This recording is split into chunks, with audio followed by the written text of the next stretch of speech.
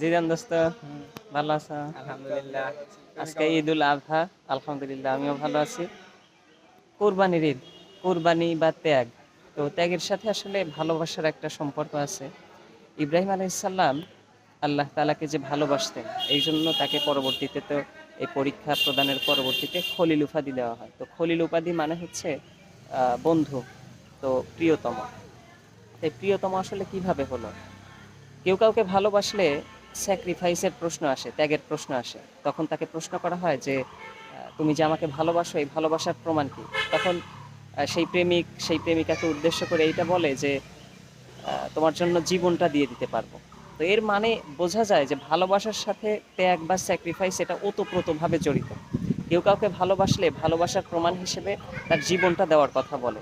ঠিক তেমনি যখন আমরা আল্লাহকে সর্বোচ্চভাবে ভালোবাসবো, ওয়াল্লাযীনা আমানু আশাদ্দু হুব্বাল লিল্লাহ, যারা মুমিন তারা আল্লাহকেই ভালোবাসার ক্ষেত্রে দৃঢ়তর।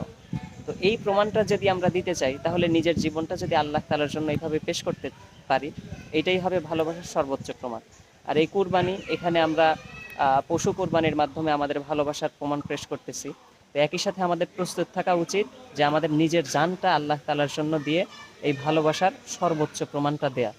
আর আজকের এই কুরবানির দিনে ত্যাগ শুধুমাত্র বস্তুগত জিনিস দিয়ে না, একই সাথে আমরা আমাদের যে অন্তরের অনেক চাহিদা আছে, যেগুলো আসলে আল্লাহ তাআলার দিনের সাথে প্রাসঙ্গিক না, সেরকম চাহিদাগুলোকে আমরা মিটিয়ে দিয়ে ইনশাআল্লাহ নফসের যত খাহেসাতগুলো দমন করে আল্লাহ তাআলাকে ভালোবাসার একটা প্রমাণ বা নজির স্থাপন করব আন্তরিকভাবে, অন্তর দিয়ে।